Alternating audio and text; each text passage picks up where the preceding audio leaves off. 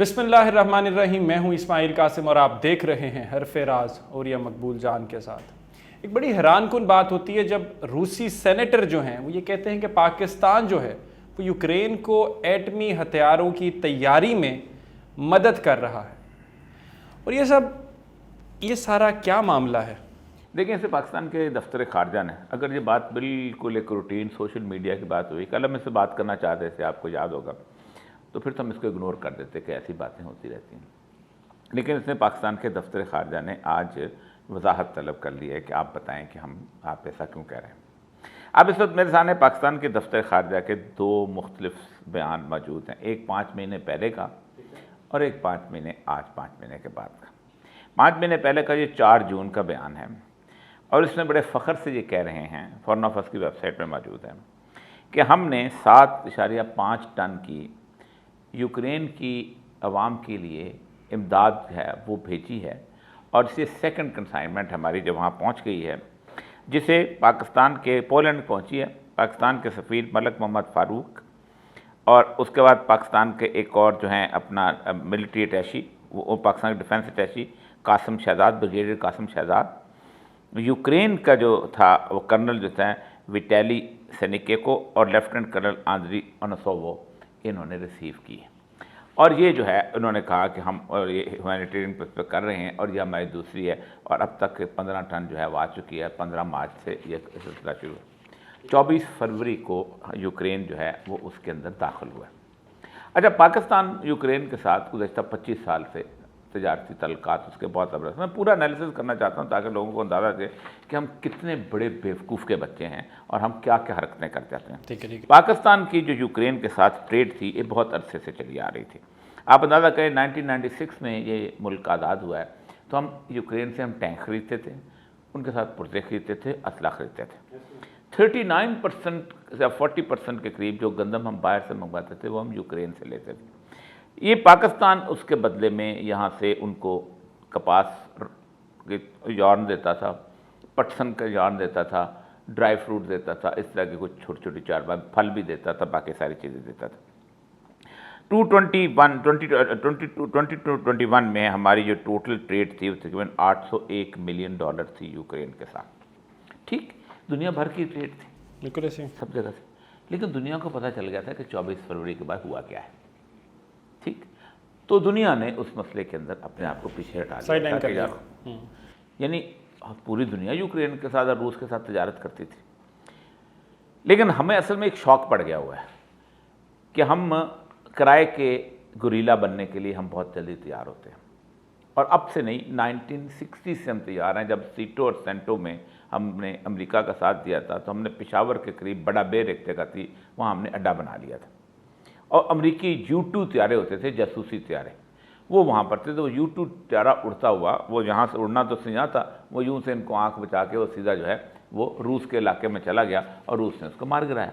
और रूस ने कहा देखो हमने बड़ा बेर पर सुर्ख निशान लगा लिया, तो आप खुद जा दो। आप देखिए, अंदाज़ा करें, उसके बाद से जितनी भी कम्युनिस्ट मूवमेंट्स चली हैं, अफ़गानिस्तान के साथ हमारे रिलेशनशिप ख़राब हुए हैं, सारे इसलिए हुए कि हम अमेरिका के यार बने हुए। कोई शक नहीं।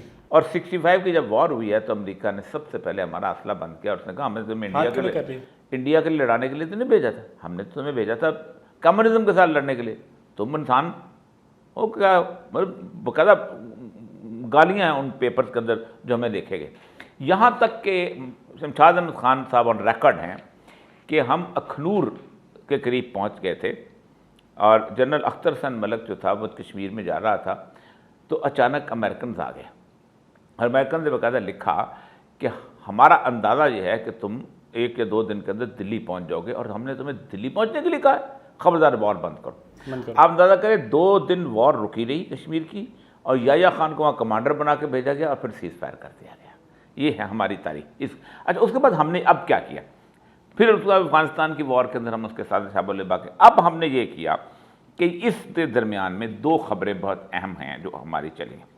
एक 20 सितंबर को के करीब हमारी खबर चली है, 19 सितंबर के करीब चली है कि पाकिस्तान जो है वो इस वक्त जो बरतानिया की जो है ना वो जो है से एक कुछ असला आता है और वो असला जो है वो वहाँ से लेके यहाँ पर आता है, पाकिस्तान आता है और पाकिस्तान जो है उससे असले को आगे साइप्रस में और ये बाद दफ़ा उसने कहा बल्गेरिया में ख़रीदता है।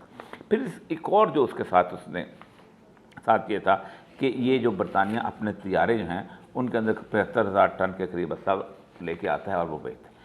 फ़ौरन नाफिज़ वहाँ चुप रहा, किसी तौर पे कोई बात उसने नहीं की, किसी तौर पे कोई सूरत हाल नहीं की, खामोशी से सुनते रहे। उसकी वजह ये थी कि उसके तकरीबन 5-6 दिन के बाद जनरल बाजवा जो थे वो उनको बरतानिया ने बाकायदा गार्ड ऑफ ऑनर पेश किया, सैंदस में गए, सब कुछ गए और अखबारों में खबर ये लगी कि फैटस से निकलना पाकिस्तान का बुनियादी तौर पर वजह यह है कि बरतानिया का असला लेके आ रहा है और ये एक सारी की सारी जो है उनको इसी वजह से हुआ कि जो है।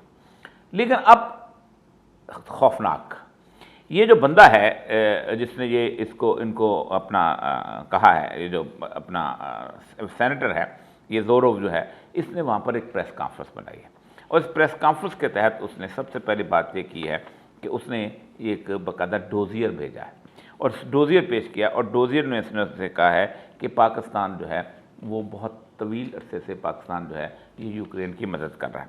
उसने पाकिस्तान की एक एसोसिएशन है नेमेसिस DMI एसोसिएट्स, उसने कहा कि ये बल्गेरिया में से कोई असला ख़रीदती है, पाकिस्तान का ताजर है और ये इसको डिफेंस इंडस्ट्री ग्रुप है उनका, उनसे लेके और ये यूक्रेन को बेचती है।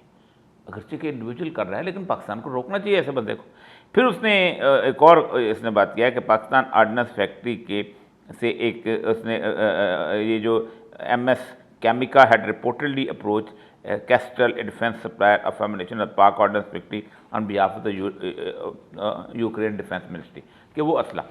फिर उसके बाद उसने एक और बात ये की है कि पाकिस्तान से एक फर्म है वो जो है वो CO कैस्ट्रल जो है वो यूक्रेन वालों को बाकायदा यहाँ से वो भेजती है, दस्ताने भेजती है और रोज़ मुस्तकिल तौर पे फ़ौजियों को सर्दी के लिए और दस्ताने और बाकी चीज़ें भेजती है। अब ये सारी चीज़ें वैसे तो ट्रेड है, ट्रेड आप करनी चाहिए लेकिन ट्रेड आप करते रहे, लेकिन वॉर के अंदर आप अपनी दुश्मनी लेते हैं। ये है वो सारा सिनेरियो जिसके अंदर ज़ोरोफ ने वहाँ पर खड़े होकर ये बात की है कि पाकिस्तान, मैं समझता हूँ कि पाकिस्तान जो है इस वक्त, और ये कहता है ये प्रूफ जो है ये बड़ा कॉमन हो चुका है कि पाकिस्तान जो है वो इस वक्त उनको वो कर रहा है, यूक्रेन को एटमी हथियारों की तैयारी में मदद कर रहा है। और उसने एक बड़ी ज़बरदस्त किस्म की बात की है।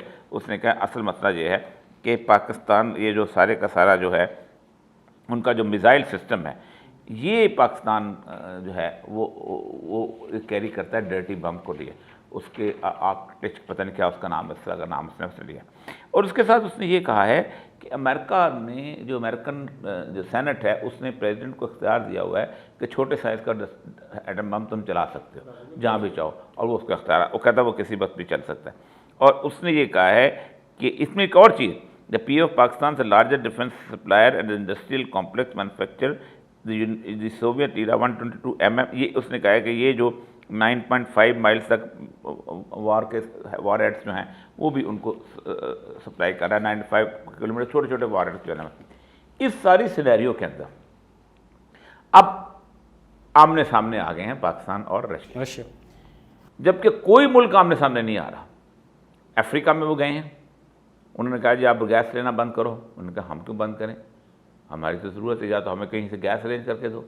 न मिस्र ने माना, न सूडान ने माना, न लिबिया ने माना। ये यूरोप ने कहा कि गैस बंद करो, उन्होंने कहा नॉट हम नहीं बंद कर सकते, नहीं कर सकते। ऐसे ही बरतानिया ने कहा हम नहीं कर सकते, सामने खुल के उन्होंने मदद नहीं की, जंग में नहीं एंटर हुए। दूसरी बात ये हुई है कि इवन सऊदी अरब जैसा मुल्क जिसका अगर एयर डिफेंस सिस्टम आज उतार दिया जाए तो आप खुद सोच नहीं सकते कि वहाँ वो अकेला तनहा ख़त्म हो जाता है, उसके बाद हमला बंद हो जाता है। उन्होंने बाकायदा उसको पर्पल कलर रिसेप्शन दी, रेड कलर कारपेट रिसेप्शन ने दी, पर्पल कलर उसने कहा कि हम तेल बेचो, उसने कहा हम क्यों बेचें, ज़्यादा प्रोडक्ट उन्होंने कम कर दिया, उसने कहा उन्होंने और कम कर दिया। उसने कहा हमारी अपना सर्वाइवल का मसला है, तुम अपना तेल बेचो। तो अमेरिका जब तनहा रह गया था तो हमने ये बोझ अपने सर पे उठा लिया। उसकी बेसिक वजह क्या है कि हम समझते हैं कि हम अमेरिका का साथ देंगे तो हम मसला सारा ये है कि हमें शायद कोलिशन सपोर्ट फंड आएगा, हमें शायद और असला मिलना शुरू हो जाएगा, हमें शायद और थोड़ी सी हमारी स्कॉलरशिप में इजाफा हो जाएगा, हमारी नौकरियों में इजाफा हो जाएगा। और दूसरी बात यह है कि हम अमेरिका के वो इस पुरानी स्टोरी के ऊपर दोबारा चल पड़े हम। इसमें यहाँ पे इंपॉर्टेंट क्वेश्चन फिर आता है, जब हम फिर दोबारा से अमेरिका के तलवे चाटने के लिए चले गए, दोबारा नहीं निकले नहीं कभी वहाँ से, वेरी गुड पॉइंट। वैसे तो बात तो हकीकत निकले ही नहीं है कभी, लेकिन फिर भी एक टिल्ट बन रहा था कि शायद हम पाक चाइना क्वाड जो है, ये टर्की है, पाकिस्तान है, चाइना है, रशिया है, हम इसकी तरफ टिल्ट कर रहे थे और जियो स्ट्रेटेजिकली हो सकता था कि हम नई पॉलिसी अपना लेंगे। इसका कितना इम्पैक्ट आएगा? एक बड़ी अच्छी मिसाल इस तरह की है कि पाकिस्तान के ने एक मुस्तकिल शादी की हुई है अमेरिका से, और अमेरिका एक ऐसा जिसे कहते हैं ना वसी और नज़र किस्म का खामंद है कि वो हमें चाइना से तलकात, छोटे मोटे तलकात बनाने की इजाज़त देता है कि थोड़े बहुत ज़रूरत के तलकात, जब मैं दूर हूँ तलकात बना लिया करो, लेकिन ख़बरदार जब मैं मना करूँ तो घर में बिस्तर। सही है, ये हमारी औकात बिल्कुल एग्जैक्टली यही है।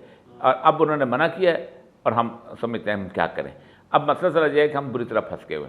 हम इस वक्त सऊदी अरब चाहता है कि हम और चाइना मिलकर कुछ थोड़ा सा बिल्टअप करें।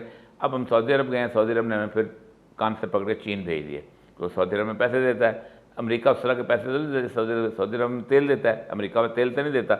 अमेरिका से भी निकलना चाहते हैं हम, सऊदी अरब के पैसे भी हम नहीं छोड़ना चाहते, चीन के साथ हम ML1 भी साइन करना चाहते हैं। हम करना क्या चाहते हैं? कहीं तो इसका आसान हल यह है कि एक अमेरिका को छोड़ दो, 100 सुख आ जाएंगे आपको। ठीक है, मेक सेंस। इसके अलावा और कुछ बचता नहीं। मुस्तकबिल जो है वो तारीख नज़र आता है, दोबारा से फंस चुके हैं, और वही वाली ओरिसा वाली बात, दोबारा से नहीं फंसे हुए हैं चूँकि अमेरिका है वहाँ पे, और अमेरिका के साथ हमने जो ताल्लुकात जिस किस्म के हैं हमारे, और ये साहब ने जिन अल्फाज के अंदर उनको एक्सप्लेन किया उससे बेहतर हो नहीं सकते। वो कमेंट सेक्शन में ज़रूर आगाह करें कि आपको क्या लगता है कि जो फ़ॉरेन ऑफिस ने वजाहत मांगी है उसका क्या जवाब आएगा और मुस्तकबिल में क्या होने जा रहा है। मुझे कहते हैं इस्माइल कासिम, इजाज़त दीजिए, अल्लाह हाफ़िज़।